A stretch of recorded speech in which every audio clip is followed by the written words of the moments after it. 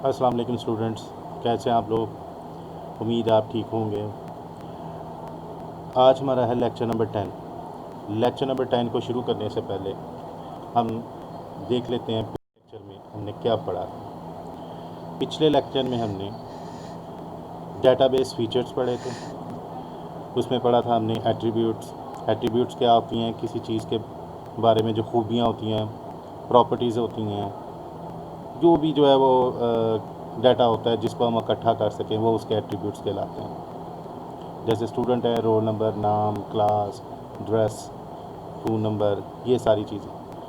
और जब हम टेबल उसका बनाते हैं तो ये जो एट्रीब्यूट्स हैं ये क्या बन जाते हैं, कॉलम बन जाते हैं, जिसको आप फील्ड भी कहते हैं। फिर अब हमने पढ़ा था टेबल। टेबल क्या होते हैं, एक मुनज़्ज़म अंदाज में जो है वो डाटा को स्टोर करने वाले बिल्डिंग ब्लॉक्स होते हैं डेटाबेस के, जिसमें कॉलम और रोज़ होती हैं।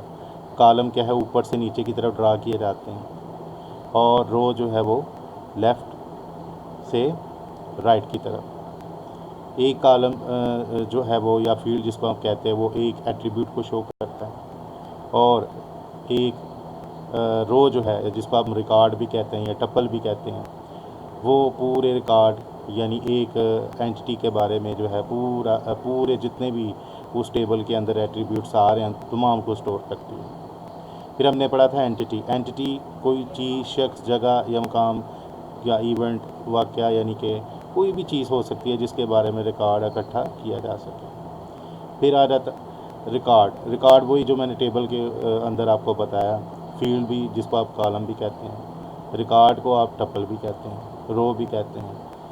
फिर आ जाता है छठे नंबर पे, फिर हमने पढ़ा था काइंड्स ऑफ फील्ड। फील्ड्स की जो है वो किस्में, उसमें यूनिक फील्ड जो है वो हो सकते हैं। यूनिक फील्ड्स वो होते हैं जिसमें हर वैल्यू मुनफरिद होती है, जैसे आपका रोल नंबर। फिर हमने जो है वो टपल्स पढ़ा था। टपल्स यानी हर जो कितार है किसी टेबल की, पूरी रिकॉर्ड को हम क्या कहते हैं, टपल्स कहते हैं। फिर हमने पढ़ा था कॉर्डिनैलिटी। कॉर्डिनैलिटी क्या चीज़ है कि किसी भी टेबल के अंदर कुल जो रोज़ की तादाद या टपल्स की तादाद या रिकॉर्ड की जो तादाद होती है वो उसकी कॉर्डिनैलिटी है। अगर किसी टेबल के अंदर 10 रोज़ हैं या 10 रिकॉर्ड हैं या 10 टपल्स हैं तो उसकी कॉर्डिनैलिटी 10 होगी। फिर हमने पढ़ा था डोमेन। डोमेन क्या है कि किसी भी फील्ड के अंदर जब हम कोई डिस्कशन कर रहे हों किसी भी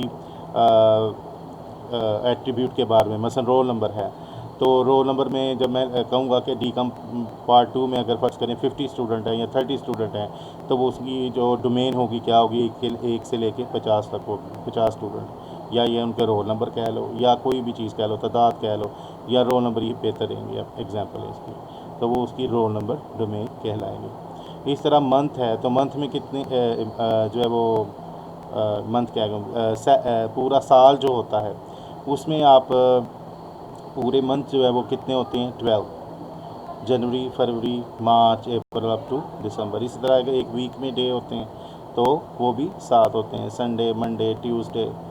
तो ये सारी डोमेन कहलाती है। फिर हमने पढ़ा था डिग्री। डिग्री क्या होती है कि किसी भी जो है वो टेबल के अंदर उसकी कुल जो तादाद होती है कॉलम्स या फील्ड की, वो उसकी डिग्री कहलाती है। अगर उसके 10 फील्ड हैं या कॉलम है तो उसकी डिग्री क्या होगी, 10 होगी। चलें जी, हम नेक्स्ट जो है आज का लेक्चर क्या है वो शुरू करते हैं। ये भी वेरी इंपॉर्टेंट है। जितनी इसमें हम पढ़ेंगे कीज़ के बारे में।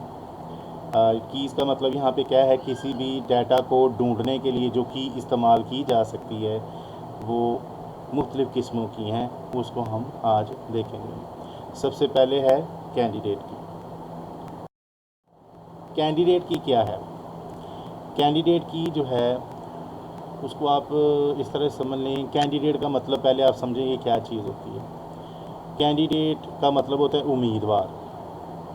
जैसे आपने पेपर के ऊपर इंस्ट्रक्शंस देखी होंगी इंग्लिश में या उर्दू में, अगर जो उर्दू में पढ़ते हुए उनके उर्दू में अमूमन लिखी होती हैं, तो उसमें लिखा होता है उम्मीदवार, यानी किसी चीज़ का उम्मीदवार होना। मसलन आप पेपर देने के तो आप वहाँ पे उम्मीदवार कहलाए पेपर देने के। या आप देखते हैं गली मोहल्ले में कोई इलेक्शंस के लिए जो है वो अपने जो है वो वोट लेने के लिए आते हैं, तो वो भी जो है वो उम्मीदवार होते हैं किसी ना किसी सीट के, वो काउंसलर की हो या जो भी सीट हो सकती है, कोई भी हो सकती है, तो वो उस चीज़ से भी आप देख सकते हैं। तो इसमें भी यही चक्कर है।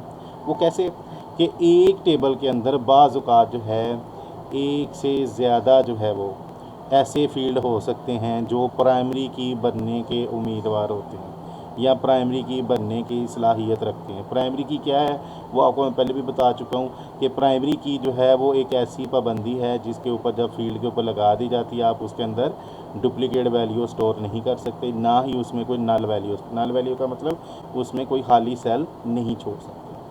तो इसमें क्या आ जाता है, मसलन एक टेबल है, उसमें फ़र्ज़ करें एक आपने स्टूडेंट का रिकॉर्ड जो है नीचे आपको नज़र आ रहा है, पूरा रिकॉर्ड आपने उसमें जैसे रोल नंबर 1 है, नीचे देखें तो आपको नज़र आ रहा है रोल नंबर 1 का कोई एक शनाख्ती कार्ड नंबर भी है, फिर वो जिस डिस्ट्रिक्ट में है वो भी है, फिर जो है उसका मोबाइल नंबर है। 3 चीज़ें आपको जो मैं ऊपर बयान की हैं, तीनों जो है वो यूनिक है, रोल नंबर, CNIC नंबर और मोबाइल नंबर। अब तीनों को देख लें, सबके यूनिक हैं।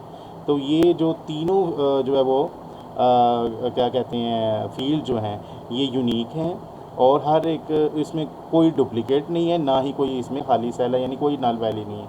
ये तमाम तीनों के तीनों field roll number, CNIC number और मोबाइल नंबर ये प्राइमरी की बनने की सलाहियत रखते हैं। लेकिन इनमें से हमने कोई एक चूज़ करना है।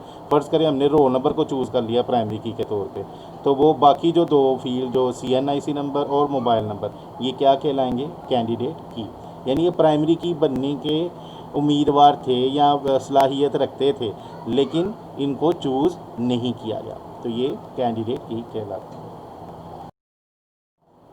नेक्स्ट हम देखते हैं अल्टरनेटिव की। अल्टरनेटिव का क्या मतलब है, अगर आपको कोई चीज़ जो है वो नहीं मिल रही, कोई चीज़ भी हो सकती है, चाहे वो आपको कुछ लिखने के लिए चाहिए, पेन नहीं है तो आप पेंसिल, अगर आपके पास है कच्ची पेंसिल है उससे लिखना शुरू कर देंगे। कोई भी चीज़ अगर आपको चाहिए वो अगर नहीं मिल रही तो आप उसका एक अल्टरनेटिव ढूंढ लेते हैं। अल्टरनेटिव का मतलब उसका नेमुल बदल, ठीक है, तो वो उसका अल्टरनेटिव कहलाता है। तो अल्टरनेटिव की जो है जब हम किसी चीज़ को ढूंढने के लिए प्राइमरी की के अलावा अगर हमें किसी चीज़ का प्राइमरी की का नहीं पता तो हम उसको प्राइमरी की का जब पता ही नहीं है तो ढूंढेंगे कैसे। मसलन उसका रोल नंबर ही नहीं हमें पता किसी स्टूडेंट का रिकॉर्ड ढूंढने के लिए, तो हम फिर क्या करेंगे, उसका मोबाइल नंबर इस्तेमाल कर सकते हैं।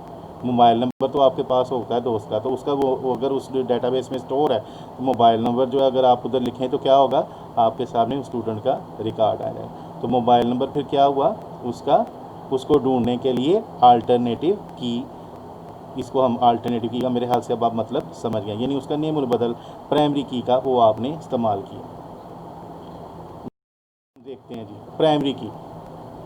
प्राइमरी की जैसे मैंने पहले बताया एक ऐसा कंस्ट्रेंट है, यानी एक ऐसी पाबंदी है जब हम किसी फील्ड के ऊपर इसे अप्लाई करते हैं या नाफिज करते हैं तो फिर उसमें ना हम डुप्लीकेट वैल्यू स्टोर कर सकते हैं ना ही नल वैल्यू का मतलब खाली उसमें कोई वैल्यू नहीं लिख सकते, जिसमें नल वैल्यू का मतलब जिसकी कोई वैल्यू ना हो, कुछ भी ना लिखा हो उसके अंदर, हत्ता कि ज़ीरो भी लिखे तो वो नल वैल्यू नहीं रहती, वो फिर ज़ीरो वाली वैल्यू भी कोई ना कोई वैल्यू होती है। नल वैल्यू का मतलब किसी सेल में कुछ ना लिखा जाए, ये आपको उधर अलो नहीं किया जाता जब आप किसी फील्ड के ऊपर प्राइमरी की लगा देते हैं। मिसाल के तौर पर रोल नंबर जो है वो एक ऐसा जो है वो फील्ड है जो कि प्राइमरी की बनने की सलाहियत रखता है। तो हर स्टूडेंट का जो है वो रोल नंबर होता है, ये तो हो ही नहीं सकता कि हर स्टूडेंट जो रजिस्टर्ड हो किसी कॉलेज में उसका रोल नंबर ना हो, ये लाजमी होता है। तो इसका मतलब है इसका लाजमी रोल नंबर होगा और यूनिक होगा, ऐसे नहीं हो सकता कि वो रोल नंबर के बगैर हो। तो आप नीचे देख लें, आपको नज़र आ रहा है इसमें टेबल में कि हर स्टूडेंट मसलन नेम जैसे रमज़ान है, वाहिद है, रफ़ीक है, इन तमाम जो स्टूडेंट्स के रोल नंबर आगे डिफ़ाइन किए गए हैं। ये हो गया प्राइमरी। फिर सिंपल प्राइमरी की क्या होती है कि ऐसी प्राइमरी की जो सिर्फ एक कॉलम पर मुश्तमिल हो, जैसे आपने पीछे देखा या इसमें भी देख रहे हैं, ये वही टेबल आपको मैंने कॉपी किया हुआ है। तो यहाँ पे आप देख लें रोल नंबर ये एक ही कॉलम के ऊपर मुश्तमिल है। तो ऐसा जो होगा टेबल जिसके अंदर ये की लगी होगी, वो प्राइमरी की लगी होगी, उसको हम क्या कहेंगे, सिंपल प्राइमरी की वाला टेबल कहेंगे। देखते हैं कंपोजिट प्राइमरी की। कंपोजिट प्राइमरी की का मतलब है कि आप एक से ज़्यादा फील्ड को जो है वो दो या दो से ज़्यादा हो सकते हैं। मोर देन वन का मतलब ये भी है दो, कम से कम दो या दो से ज़्यादा जो है वो, उसी को हम कंपोजिट प्राइमरी की, यानी उन दोनों को मिला के कॉलम को। बाज़ औक़ात हमें इस तरह की सिचुएशन जो हमारे सामने आ जाती है। मसलन देखें इसमें ज़रा दोनों राइट साइड के ऊपर कस्टमर आईडी और इनवाइस नंबर। बाज़ औक़ात हमें एक कॉलम के अंदर डुप्लीकेट वैल्यू आ रही होती हैं। जैसे कस्टमर आईडी का देखें, दोनों पहले जो नंबर है कस्टमर आईडी 101 और दूसरा भी 101 ही लिखा हुआ है, क्योंकि एक ही कस्टमर ने क्या किया है, शॉपिंग की है, इनवाइस नंबर लेकिन डिफरेंट है। ठीक है, शॉपिंग उसने की है लेकिन इनवाइस नंबर डिफरेंट है। इस वजह से कस्टमर आईडी डुप्लीकेट हो रहा था, तो हमने क्या किया, दोनों को मिला के कस्टमर आईडी और इनवाइस नंबर को मिला के हमने क्या बना दी, कंपोजिट प्राइमरी की। तो ऐसी जो है प्राइमरी की जो दो या दो से ज़्यादा फील्ड के ऊपर मुश्तमिल हो, उसके हम क्या कहते हैं, कंपोजिट प्राइमरी की। ज़रूरी नहीं इस तरह की सिचुएशन हो, वैसे कोई ना कोई सिचुएशन ज़रूर होती है। ये नहीं कि अगर एक फील्ड जो है वो है उसमें यूनिक वैल्यू और आप उसी को एक को ले लेते हैं, वो तो कोई मसला ही नहीं है। जैसे इनका मोबाइल नंबर हो सकता है, इनका शनाख्ती कार्ड नंबर हो सकता है, वो दोनों यूनिक हैं। लेकिन इस तरह की सिचुएशन जिसमें एक फील्ड जो डुप्लीकेट हो रहा हो, दूसरे को साथ मिला के हम उसको कंपोजिट प्राइमरी की बना लेते हैं। फिर आ जाता है फ़ॉरेन की। फ़ॉरेन की का मतलब क्या है, फ़ॉरेन जैसे आप कहते हैं कोई बाहर से आया हो तो हम कहते हैं कि ये बाहर के ममालिक से आया, फ़ॉरनर है ये। तो इसी तरह समझ लें कि ये जो फ़ॉरेन की होती है वो भी किसी बाहर वाला टेबल जो होता है, यानी जो आपका एक टेबल है और उसका एक और दूसरा टेबल होता है जिसके साथ उसका ताल्लुक़ होता है, उसके साथ उसका लिंक होता है किसी आईडी के, किसी कॉमन फील्ड के जरिए। जैसे इसमें दोनों टेबल्स को देखें तो इनमें दोनों में एक एक फील्ड ऐसा है जो कॉमन है, कस्टमर आईडी, और दूसरी साइड पर भी देखें कस्टमर आईडी आपको नज़र आ रहा है। तो प्राइमरी की जो दूसरे टेबल में बतौर हवाला इस्तेमाल हो रही हो, उसे हम क्या कहते हैं, फ़ॉरेन की। जैसे देखें लेफ़्ट साइड पे जो आपको टेबल नज़र आ रहा है कस्टमर आईडी का, उसमें जो पी के जिसके साथ लिखा हुआ है वो प्राइमरी की वाला जो कॉलम है, उसको बतौर हवाला इस्तेमाल किया गया है दूसरे टेबल में। ठीक है, जहाँ पे उधर एफ़ के राइट साइड पे लिखा हुआ है। एक्चुअली ये सिचुएशन है क्या, इसमें दो टेबल इसलिए बनाए गए हैं, एक में जो है वो क्या है, उनके नाम और सिटी लिखे हुए हैं, और दूसरे में क्या है, उनके वाजिबुल अदा जो रकम है, यानी अमाउंट पेएबल किस डेट को, वो लिखी हुई है। तो अगर हम एक ही टेबल बनाते हैं तो हो सकता है उसमें डुप्लीकेसी आ जाती, जैसे मैंने आपको वो नॉर्मलाइज टेबल करना जैसे मैंने बताया था, वो टेस्ट जिसमें स्टूडेंट के हुए थे, उस तरह का चक्कर इसमें भी होगा। हो सकता है उनके ज़िम्मे एक से ज़्यादा वाजिबुल अदा रकम हो, जैसे सरफराज अली लिखा हुआ है, हो सकता है इसके ज़िम्मे एक से ज़्यादा जो है वो अमाउंट पेएबल्स हों, तो फिर उनको कैसे स्टोर करना है, तो इसलिए फिर वो उनका नाम भी रिपीट करना पड़ेगा, सिटी भी रिपीट करना पड़ेगा, ये सारी चीज़ें। तो उसको आप रिविज़िट करें, फिर आपको समझ आ जाएगी ये दो टेबल हमें बनाने की ज़रूरत क्यों पड़ी है। तो जो प्राइमरी की वाला टेबल होता है ना, जो कि आपको लेफ़्ट साइड पे नज़र आ रहा है, उसको हम मास्टर टेबल कहते हैं। यानी जिस टेबल में प्राइमरी की लगी होती है वो मास्टर टेबल यानी मेन टेबल कहलाता है। जो ये वाली प्राइमरी की मास्टर टेबल जब दूसरे टेबल में बतौर हवाला इस्तेमाल होगी तो वो उस टेबल में फ़ॉरेन की कहलाएगी, और वो टेबल क्या कहलाएगा, चाइल्ड टेबल कहलाएगा, या उसको स्लेव टेबल भी कहते हैं या डिटेल टेबल भी कहते हैं। तो मैं उम्मीद है अब आपको समझ आ गई होगी कि प्राइमरी की जब दूसरे टेबल में जिसके साथ उसका लिंक बनने जा रहा है उस पर वो बतौर हवाला इस्तेमाल की जाए तो उसको हम फ़ौरन की कहते हैं। फिर कौन सी की आई है जी, सेकेंडरी की। सेकेंडरी की क्या है कि आपको जो है वही जैसे अल्टरनेटिव की आपको बताई थी कि जब आपको किसी टेबल के अंदर रिकॉर्ड ढूंढने के लिए प्राइमरी की का ना पता हो तो फिर आप उसका अल्टरनेटिव या कह लें सेकेंडरी की का इस्तेमाल करते हुए उस रिकॉर्ड को ढूंढने की कोशिश करते हैं। मसलन फ़र्ज़ करें ना आपको उसका रोल नंबर पता है रिकॉर्ड का, ना आपको उसका मोबाइल नंबर पता है, लेकिन नाम तो उसका पता होता है स्टूडेंट का या दोस्त जो भी है आपका, नाम उसका आपको पता है, तो नाम आप उधर डालेंगे उसके अंदर सर्च एरिया में। अगर इस तरह की सिचुएशन दी हुई है कि नाम के ज़रिए ढूंढें तो फिर आप नाम के ज़रिए उसे ढूंढेंगे। तो ये ज़हन में रखें कि जब नाम के ज़रिए आप उसे ढूंढेंगे तो वो रिकॉर्ड डुप्लीकेट आ सकते हैं, क्योंकि नाम जो है वो यूनिक नहीं होता। एक नाम एक से ज़्यादा बंदों के हो सकते हैं। जैसे अली है नाम, तो वो एक से ज़्यादा बंद होंगे। तो वो जो भी फिर आपके सामने आएंगे अली वो एक से ज़्यादा होंगे, 10-15 हो सकते हैं, ठीक है। तो उनमें से फिर दूसरे जो फील्ड होंगे अगर वो नज़र आ रहे होंगे तो फिर वो आप कहेंगे कि यही वाला अली मुझे चाहिए था, तो इसका रोल नंबर भी नोट कर लोगे और उसका मोबाइल नंबर भी नोट कर लोगे। फिर नेक्स्ट टाइम जो है वो फिर आप उसका रोल नंबर या ये मोबाइल नंबर दे के उसको सर्च कर लोगे। तो सेकेंडरी की जब आपको प्राइमरी की का ना पता हो तो फिर आप सेकेंडरी की इस्तेमाल करते हैं। कोई भी चीज़ हो सकती है सेकेंडरी की, मोबाइल नंबर भी हो सकता था। बाज़ औक़ात सेकेंडरी की जो है वो आपको यूनिक रिकॉर्ड देती है, जैसे मोबाइल नंबर यूनिक होता है तो वो जब आप डालेंगे तो वो ही बंदा आएगा जिसका वो मोबाइल नंबर होगा, लेकिन नाम जो है वो डुप्लिकेट हो सकता है। बाज़ औक़ात सेकेंडरी की आपको डुप्लिकेट रिकॉर्ड रिज़ल्ट देती है और बाज़ औक़ात जब आप यूनिक वाला इस्तेमाल करें तो फिर आपको यूनिक रिज़ल्ट भी मिलते हैं। फिर आ जाए जी आर्टिफिशियल की। आर्टिफिशियल की क्या है? आर्टिफिशियल की ये होता है कि आप अगर किसी टेबल में रिकॉर्ड एंटर कर रहे हैं, करते जा रहे हैं, लेकिन बाद में आपको पता चलता है कि भाई जब हम टेबल सेव करने लगे हैं तो डेटाबेस मैनेजमेंट सिस्टम पूछता है कि आपने इसमें कोई प्राइमरी की नहीं रखनी। कल को जो है वो आपको रिकॉर्ड ढूंढने में मुश्किल ना हो तो फिर आप क्या करते हैं, उस उधर येस कर देते हैं। तो डेटाबेस मैनेजमेंट सिस्टम क्या करता है, खुद से एक ऑटोमेटिक नंबर लगा देता है उसके अंदर। उसमें एक डाटा टाइप होती है ऑटो नंबर, उसका इस्तेमाल करते हुए 1 2 3 4 उसके नंबर लगा देता है। तो ये डेटाबेस खुद शामिल कर, डेटाबेस मैनेजमेंट सिस्टम खुद इस्तेमाल करता है। या आप जैसे उसकी एक और एग्जांपल ले सकते हैं, जैसे आप कॉलेज में दाखिल होते हैं 10 20 30 एक क्लास में स्टूडेंट में जो है वो दाखिल हुए, आई कॉम में भी हुए, आई कॉम पार्ट 2 में, फिर बी कॉम में भी और आपका ये डी कॉम में, फिर 3 क्लासेज हैं उनमें तमाम में स्टूडेंट दाखिल हुए हैं।